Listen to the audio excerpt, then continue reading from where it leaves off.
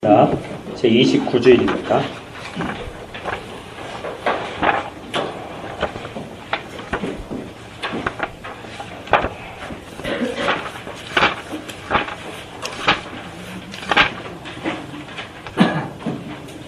(29주일) 78문과 79문입니다.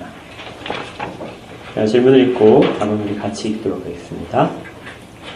78문. 떡과 포도주가 그리스도의 실제 몸과 피로 변합니까? 아닙니다. 세례물이 그리스도의 피로 변하는 것도 아니고 죄 씻음 자체도 아니며 단지 하나님께서 주신 표와 확증인 것처럼 죄 만찬의 떡도 그리스도의 실제 몸으로 변하는 것은 아닙니다. 성찬의 떡을 그리스도의 몸이라고 하는 것은 성례의 본질을 나타내는 성례적 용어입니다. 79문. 그렇다면 왜 그리스도는 떡을 그의 몸이라 하시고 잔을 그의 피 혹은 그의 피로 세우는 새 언약이라고 말씀하십니까? 또한 바울 사도도 왜 그리스도의 몸과 피에 참여하는 것에 대해 말합니까? 그리스도께서 그렇게 말씀하신 데에는 중요한 이유가 있습니다. 마치 떡과 포도주가 육신의 생명을 유지시키듯이 십자가에 달리신 그의 몸과 흘리신 피가 우리 영혼을 영생으로 이끄는 참된 양식과 음료라는 사실을 가르치려 하셨습니다. 더 나아가서 그리스도께서는 눈으로 볼 수 있는 이러한 표와 보증으로서 우리에게 다음을 확신시키려 하셨습니다. 첫째, 우리가 그리스도를 기념하면서 이 거룩한 표들을 육신의 입으로 받아 먹는 것처럼 실제로 성신의 역사에 의해 우리가 그의 참된 몸과 피에 참여합니다. 둘째, 그리스도의 모든 권한과 순종이 확실하게 우리의 것이 되어 마치 우리 자신이 직접 모든 고난을 당하고 우리의 죄값을 하나님께서 치른 것과 같습니다. 지난주에 이어서 성찬에 대해서 계속해서 살피는 중입니다. 대부분의 중요한 성찬에 대한 내용은 지난주에 했었고요. 오늘은 이제 다시 거기에서 나올 수 있는 질문들, 성찬이 무엇인지를 배우고 난 다음에 나올 수 있는 질문들을 중심으로 해서 78문과 79문이 이루어져 있습니다. 78문에서 떡과 포도주가 그리스도의 실제 몸과 피로 변합니까? 하는 이러한 질문은 당연히 나올 수 있는 질문입니다. 왜냐하면 예수 그리스도께서 자꾸 자신의 몸을 떡을 주시면서 이것은 내 몸이다 하고 말씀하셨기 때문이죠. 이건 내 몸의 상징이다 말씀하시지 않고 이것은 내 몸이다. 이것은 너희를 위하여 흘리는 내 피다. 이렇게 말씀을 하셨기 때문에 이건 매우 직접적이고 강력한 표현입니다. 아마 성경에서 사람들이 꺼려하는 그런 본문 중에 하나일 수도 있어요. 너무나 직접적이어서 초대교회 핍박받을 때 마치 사람의 살과 피를 직접 먹고 마시는 것처럼 오해받을 수 있을 정도로 그렇게 강력한 주님의 가르침이었던 것이죠. 그렇다면 이렇게 강조하셨기 때문에 당연히 드는 질문이 이제 78문처럼 그러면 성찬에 사용하는 떡과 포도주가 실제로 뭔가 변화가 일어나는 것은 아닌가? 그렇잖아요. 주님께서 이게 정말 중요하다고 하시고 그렇게 또 직접적인 표현을 사용하셨기 때문에 당연히 드는 생각이죠. 무엇인가 특별하게 어떤 효과를 가진 물질적인 변화가 생겼을 것이다. 이것을 당연히 가질 수 있습니다. 그리고 조금 더 이걸 강조하게 되면 이제 떡과 포도주가 정말 변했을 것이다. 그래서 이것이 예수 그리스도의 살과 피가 되었을 것이다. 하나님 이런 것들을 당연히 가질 수 있다는 것이죠. 이걸 잘못된 것이라고는 하지 않습니다. 그런데 실제적으로 변하는 것은 아니라는 것이죠. 그 의미가 매우 강렬하게 표현된 것은 다른 별도의 이유가 있습니다. 실제로 변하는 것이 아니고요. 이것에 대한 것이 78문의 답 중에서 세례의 물이 그리스도의 피로 변하는 것이 아닌 것처럼 똑같이 이 만찬에 사용되는 떡과 포도주도 실제로 변하는 것은 아니다. 대신 이것은 표와 확증이다. 이 확증은 이제 우리가 인이라는 표현으로 사용을 했었어요. 도장을 찍은 것처럼 그렇게 표이기도 하고 인이기도 하다. 다시 한번 우리가 이걸 기억해야 됩니다.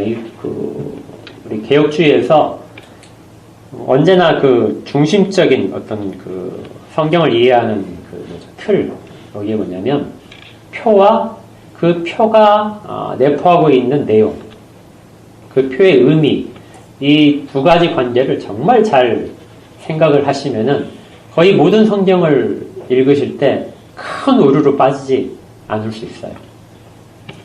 그러니까 주께서 말씀하실 때 이것은 이 떡은 내 몸이다 하셨을 때 이 떡은 표라는 것이죠.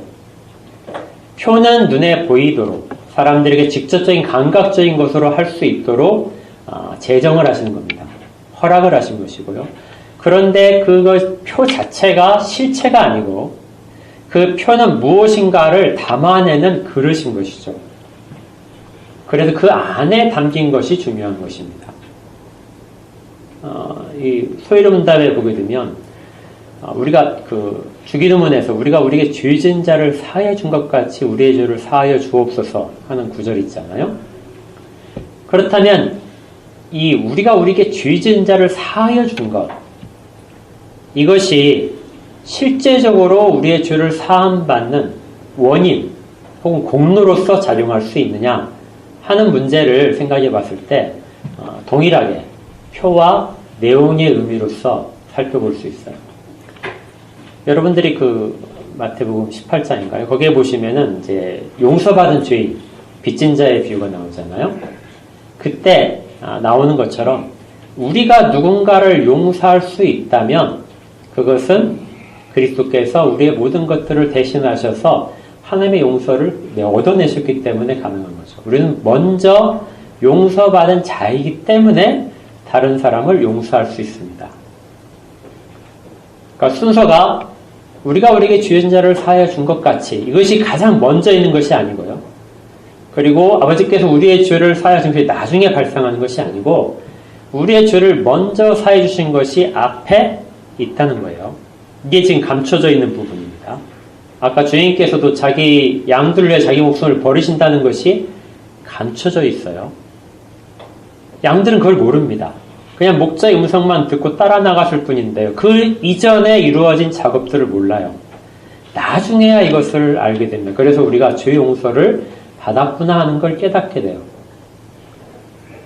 동일하게 표가 우리에게 주어질 때는 그 표를 발생시키는 내용은 이미 이루어진 것이고요. 그걸 사람들에게 나타내 주시는 방법으로 써지는 겁니다.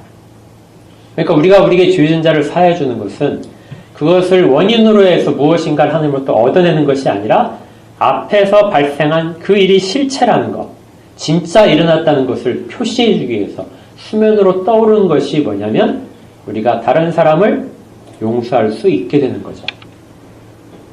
이건 표입니다.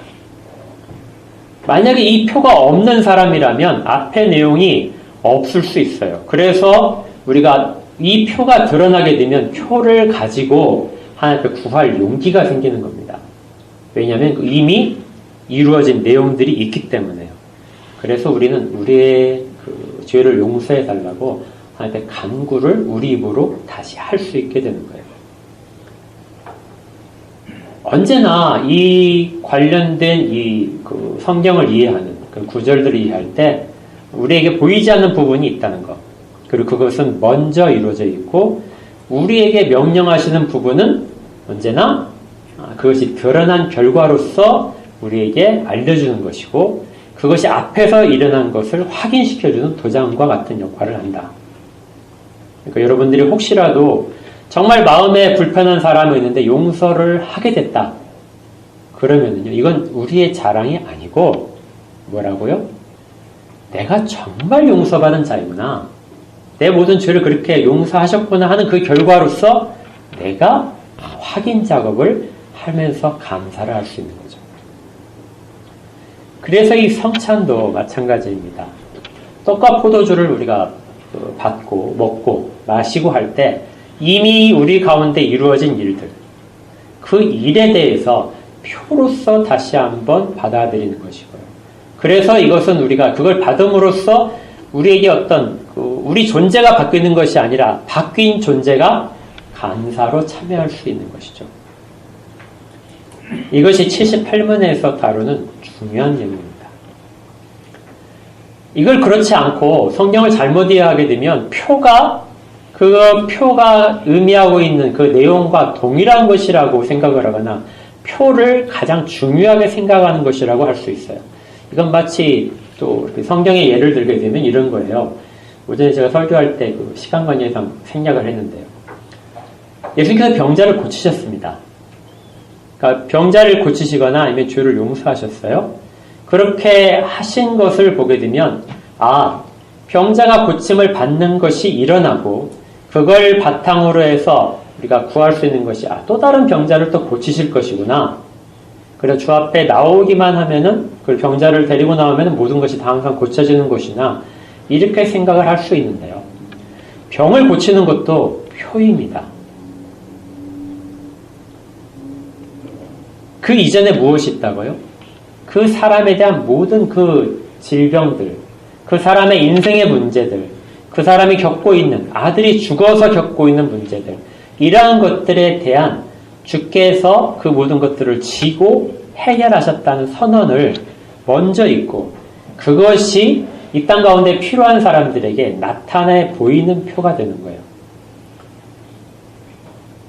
그러니까 양들을 위하여 내 목숨을 버린다는 것이 다 있고요.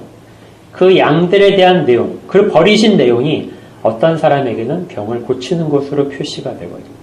어떤 사람은 죽었던 사람을 살리는 목적하면서 표시가 되고 어떤 사람은 인생의 가장 슬픈 문제들이 해결됨으로써 그것들이 표시가 되는 거죠. 그래서 그 표가 우선이 아닙니다. 표를 행함을 받고 나면 그 안에 있는 내용들, 예수께서 우리의 모든 것들을 질고를 지고 다 해결하셨다는 그 모든 것들, 내가 당해야 될 모든 고충에 대해서 주께서 맞으셔서 피 흘리셔서 이루어내셨다는 것을 우리는 눈으로 목격하는 표고요. 그렇게 될 때 우리는 또 반대로 여전히 주께서는 우리를 그렇게 보호하시고 치료하시고 하는 확인 작업을 한 번 더 하는 것입니다. 그러니까 그것 자체가 마치 어떤 큰 은혜를 받은 것처럼 생각을 하셔도 안 되고요. 그것이 어떤 우리의 믿음을 결정하는 것도 아니고 모든 사람에게 필요한 것에 따라서 그 정도에 따라서 상황에 따라서 허용하시는 표에 지나지 않는 것이죠. 이런 것들을 이제 우리가 무엇이라고 하냐면요. 거기 그 78문에 있는 것처럼 색다른 용어 하나가 나옵니다. 성찬의 떡을 그리스도의 몸이라고 하는 것은 성례의 본질을 나타내는 성례적 용어입니다. 실제로 변한 것은 아닌데 아주 강하게 연결되어 있는, 그래서 표가 가지고 있는 속성들이 표가 의미하고자 하는 내용들과 아주 밀접하게 연관되어 있는, 피는 생명과 죽음을 뜻하니까요.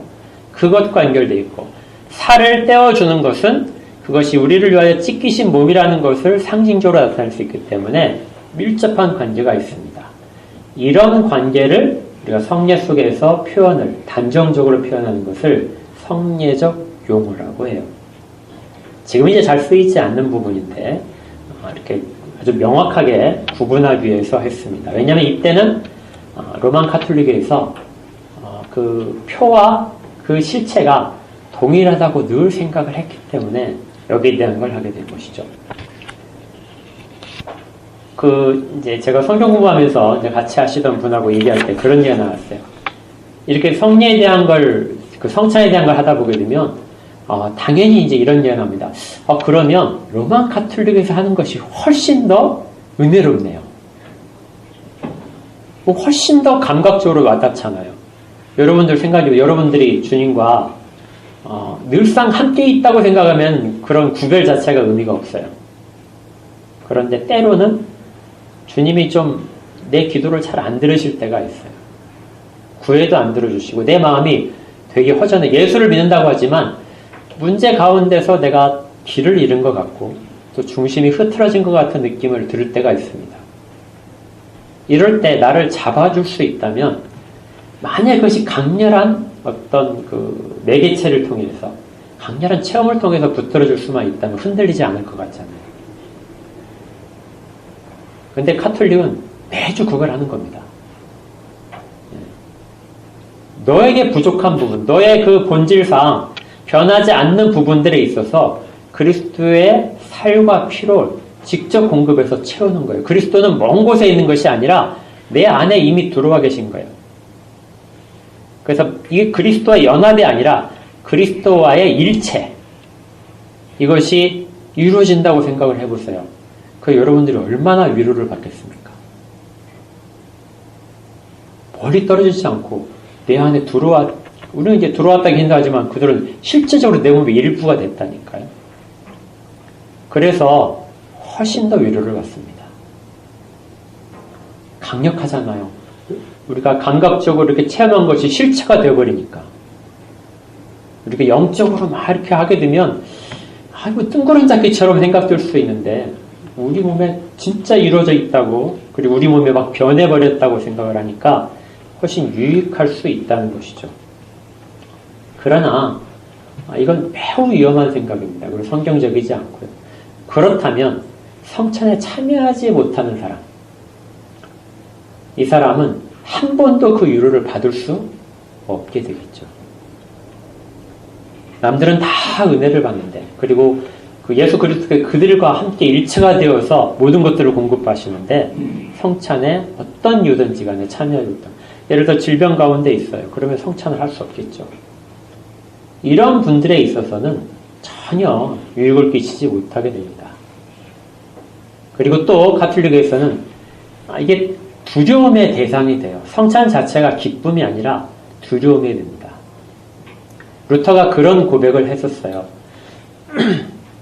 루터가 하루는 이제 그 앞에 이제 사제가 그 영성체라고 하잖아요. 그 뭐죠? 성체와 성혈, 이제 그 떡과 포도를 이렇게 들고 이렇게 가는데 뒤를 따라가고 있었는데 갑자기 온 몸에서 막 두려움이 확 솟구쳤다고 합니다. 도저히 견딜 수 없을 정도로 두려워졌대요. 왜 그랬냐면 앞에 들고 가는 것이 그리스도의 몸과 피라는, 살과 피라는 것을 생각을 하자 거기에 떨어져 있고 싶었답니다. 얼마나 거룩해요. 그리스도 앞에 과연 자기가 설 수 있는 존재인가 하는 그 주의식이 가장 팽배하던 때의 루터인데 그리스도의 몸과 피가 저기 있다고 하니까 정말 서 있을 수 없는 것이죠. 그러니까 좋은 것처럼 생각될 수 있지만 그것은 매우 위험합니다. 왜냐하면 그리스도께서는 그런 식으로 해서 우리가 주님을 두려함으로 인하여 영광을 받으시지 않기 때문에 그래요. 주님은 사람들이 주 앞에 나오는 곳으로서 영광을 받으십니다. 두려움에 떨면서 겁에 지르고 죄를 지어서 내 죄 때문에 주 앞에 감히 설 수 없다는 그런 고백도 중요할 수 있지만 내 죄를 주님께서 사해 주셨습니다. 그 언약에 대한 내용들을 모두 다 깨닫고 그것을 고백하면서 주 앞에 나오는 자, 이때 그리스도는 영광을 받으세요. 근데 그 길을 두려움을 일으켜서 막아버리는 것이죠. 그리고 심지어 사제는 서품을 받을 때 매주마다 그렇게 자기가 축성인가요? 그걸 할 때마다 그리스도를 다시 제물로 해서 그를 십자가에 못 박는 일을 다시 하고 있다고 선언이 됩니다. 이건 실제적으로 그 권한을 부여를 했다고, 권세를 받았다고 생각을 해요. 그래서 사제가 그걸 할 때마다 그리스도는 다시 제물이 되는 것이죠. 그리고 제물된 그것이기 때문에 미사라는 말을 쓰게 됩니다. 미사의 핵심은 그래서 그 성찬에 있어요. 그리고 사람들은 실제적으로 예수 그리스도의 몸과 피를 마시게 됩니다. 그러다 보니 그것을 직접 주지 못하는 거죠. 사람들은 손으로 받아먹은 것을 잘 하지 못하게 됩니다. 또 포도주는 더더군다나 마시지 못하죠. 그래서 아예 성찬이 빵과 떡과 포도주가 아니라 빵만 주고 사람들이 그 입만 벌려서 거기 넣어주는 것으로 해서 이 성찬식을 끝내는, 그렇게 조심스럽고 두려움으로 나가게 되는 겁니다. 그러나 우리는 그런 방식으로 하지 않죠. 우리가 떡과 포도주를 둘 다를 받는 것은 둘 다 하나가 되어서 예수 그리스도의 온전하신 죽으심, 우리를 위한 죽으심과 우리를 위해서 하신 모든 일들을 다 우리가 담대하게 받기 위해서입니다. 이것이 얼마나 큰 차이를 가지고 있는지를 알 수 있겠죠. 그래서 78문에서 떡과 포도주가 그리스도의 실제 몸과 피로 변합니까? 하는 질문을 별도로 하고 그렇지 않다는 것을 아주 강조해서 이야기를 한 것입니다. 79문에서는 그렇다면 왜 그리스도는 떡을 그의 몸이라고까지 하셨습니까? 또 잔을 그의 피 혹은 그의 피로 세우는 새 언약이라고 말씀하셨습니까? 여기에 대해서 답은 중요한 이유가 있다고 합니다. 마치 떡과 포도주가 육신의 생명을 유지시켜두시지 십자가에 달리신 그의 몸과 흘리신 피가 우리의 영혼을 영생으로 이끄는 참된 양식과 음료란 사실을 가르치려 하셨습니다. 그리고 더 나아가서 그리스도께서는 눈으로 볼 수 있는 이러한 표와 보증으로서 우리에게 다음을 확신시키려 했습니다. 그러니까 강력한 표현을 사용하는 것은 확신 때문인 거죠. 아주 잔인할 만큼 강력한 표현. 그것은 우리 가운데 반드시 새겨야 될 부분에 대해서 결코 잊지 않기 위한 확신 가운데 있는 겁니다. 눈으로 직접 볼 수 있게 하시고요. 입으로 직접 먹어서 느끼게 하시는 것이죠. 그 표를 그렇게 함으로써 확신이 중요하게 나타나기 때문에 그렇습니다. 첫째, 우리가 그리스도를 기념하면서 이 거룩한 표들을 육신의 입으로 받아먹는 것처럼 실제로 성신의 역사에 의해서 우리가 그의 참된 몸과 피에 참여합니다. 여기에서 우리가 주께서 이 첫 번째 성찬에서 하셨던 것을 광경을 잠깐 살펴볼 필요가 있어요. 주께서 떡을 가지셨죠. 그렇죠? 안에는 떡을 가지셨습니다. 그런데 주께서 떡을 가지시고 이것은 너희를 알지기는 내 살이다, 내 몸이다 하셨어요. 그때 주님은 자기의 살을 주시진 않았습니다. 뭐를 깨셨죠? 우리가 오늘 하나의 빵을 뗀 이유도 이제 브레이킹 배드에서 떡을 떼셨죠. 떡을 떼서 주셨습니다. 그러면서 주의 몸은 전혀 찢기지 않았어요. 떡 사이에서 떡과 함께 주님께서는 내가 너희를 위하여 찢기는 살이다, 몸이다는 것을 담아서 주셨습니다. 실제 떡은 그냥 떡인데요. 그걸 믿음으로 받는 사람들만, 그리고 그 주께서 하신 일들을 실체적으로 받는 사람들만 그 가운데 그리스도가 하실 일들에 대한 것을 받게 되는 것이죠. 떡은 그냥 주의 손에 있는 떡입니다. 문제는 그 떡을 주시는 주님이 중요한 거죠. 그리고 주님이 하실 일들이 그 가운데 언약으로서 미리 선포가 된 것입니다. 그러니까 우리가 아까 이제 빵을 이제 떼면서 어떤 분은 많이 받으셨을 거예요. 어떤 분은 적게 받으셨죠. 절대 상처 받으시면 안 됩니다. 네. 이건 그냥 표예요. 네. 여러분들 이렇게 도장을 크게 찍어주거나 작게 찍거나 좀 희미하게 찍히면은 도장 안 찍은 게 아니잖아요. 그러니까 그냥 그렇게 받으십시오. 제가 저도 신경 써서 뗐어요. 여러분들 시험 들으실까봐. 그러니까. 집에 가서 정말 조금 받아요. 그러니까 결코 우리 앞으로 할 때도 조금 받으셨다고 해서 이게 나는 왜냐면 그리스도의 살과 피로 직접 진짜 변했다 하고 생각을 하게 되면요, 조금 받게 되면 진짜 상처받는 거예요. 이건 시험이 아니라요, 이건 은혜를 적게 받는 거잖아요. 네. 그래서 아예 일정한 크기로 이렇게 탁탁탁 돼 있잖아요. 사람들이 차별을 느끼지 않게. 우리처럼 이렇게 하게 되면 은혜를 적게 받았다고 통곡을 하면서 들어가시는 분도 있을 수 있어요. 네, 그게 아니라요. 양하고는 전혀 관계없습니다. 빵이 아래쪽하고 이쪽은 상관없어요. 조금 탄 부분과 아닌 부분도 가리지 마십시오. 그냥 아무 관계없어요. 또 이제 조금 좀 성경적으로 많이 따지시는 분들은 누룩이 없는 빵, 누룩이 없이 구워야 성찬 떡이다, 이렇게 하신 분들도 있어요. 좀 일리가 있습니다. 그래서 왜냐하면 성경에서 예수님께서 그 처음에 사용하셨을 때 분명히 무교병을 사용하셨을 거란 말이죠. 6월절 만찬을 하셨으니까. 그렇다면 언제나 교회는 그 무교병으로 하라고 명령을 받았어야 됩니다. 왜냐하면 6월절 만찬할 때 무교병을 꼭 쓰라고 돼 있잖아요. 근데 예수님께서 그 바울 사도는 그 첫 번째 성찬에 참여하지 못했었잖아요. 그래서 추가적으로 주로부터 직접적으로 받으신 명령대로 가르쳤잖아요. 그렇다면 그때 주께서 말씀하셔야 됐을 겁니다. 무교병을 사용하라. 그래야 나의 죽음을 기념한다.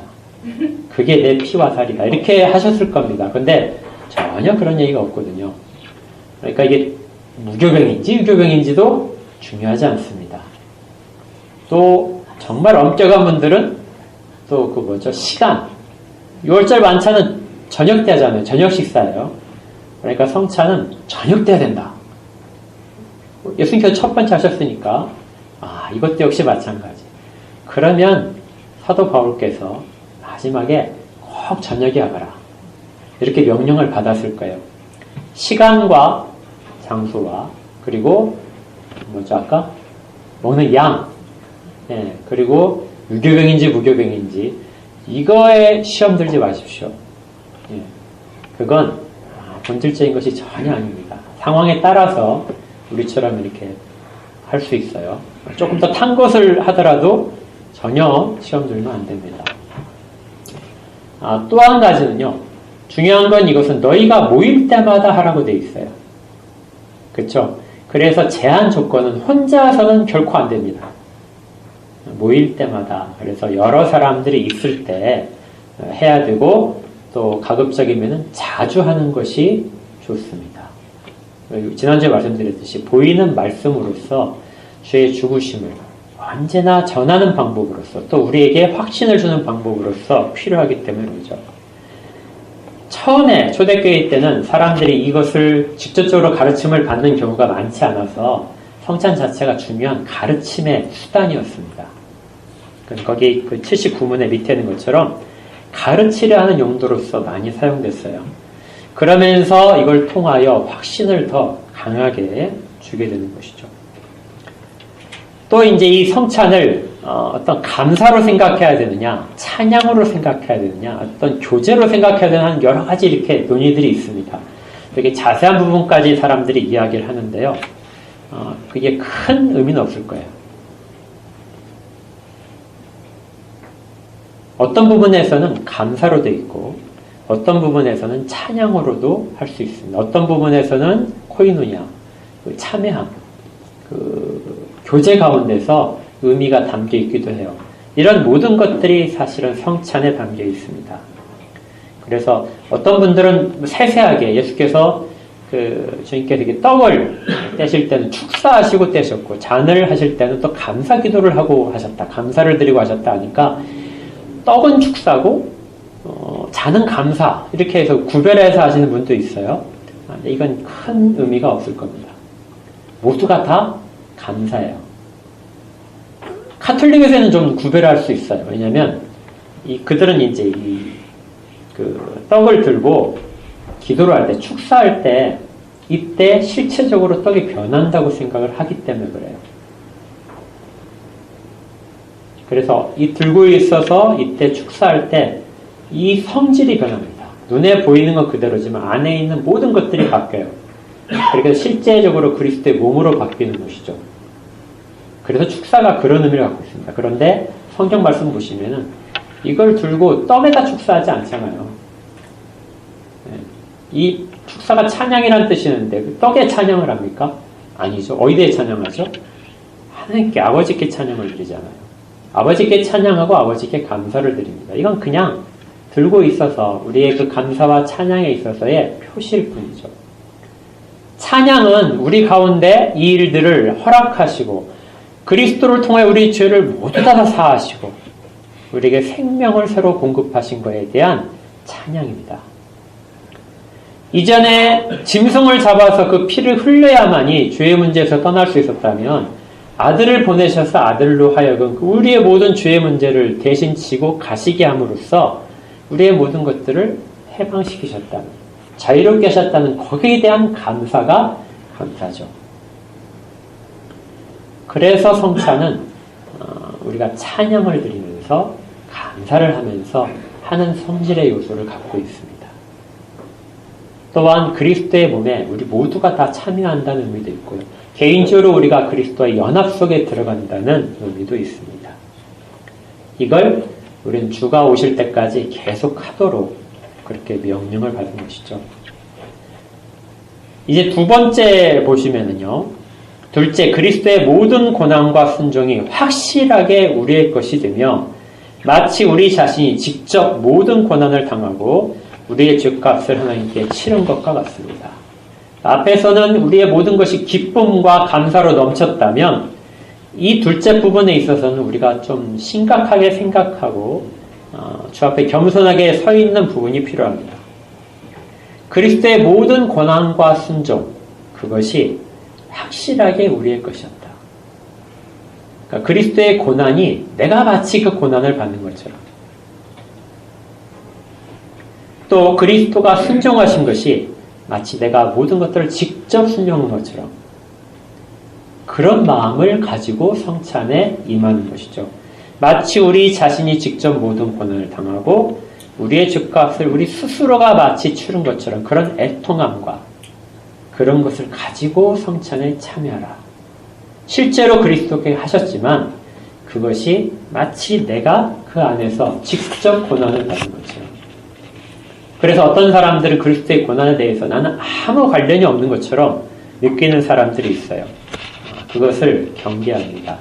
그리스도께서 하신 것들이죠. 그래서 로마서에서 사도 바울께서 이렇게 말씀하셨어요. 만일 우리가 그의 죽으심과 같은 모양으로 연합된 자가 되었다면. 그리고 6장 6절에서 우리가 알거냐 우리가 옛사람이 예수와 함께 십자가에 못 박힌 것은 죄의 몸이 죽어 다시는 우리에게 죄에게 종노릇하지 아니하게 하려는 것이다. 우리의 몸이 십자가에 못 박혀 죽었다고 이야기를 하는 거죠. 갈라디아서에서 우리는 이것을 보았습니다. 그리스도께서 십자가에 달려서 죽으신 것을 기념하면서 거기에 내가 못 박힌 것을, 내 모든 옛사람이 죽어버린 것을 우리가 직접적으로 당한 것으로 받아들이는 것이죠. 8절에서는 만일 우리가 그리스도와 함께 죽었으면 또한 그와 함께 살 줄을 믿는다. 로마서 6장 11절에 이와 같이 너희도 너희 자신을 죄에 대하여는 죽은 자요 그리스도 예수 안에서 함께 대하여는 살아있는 자로 여길 것이니라.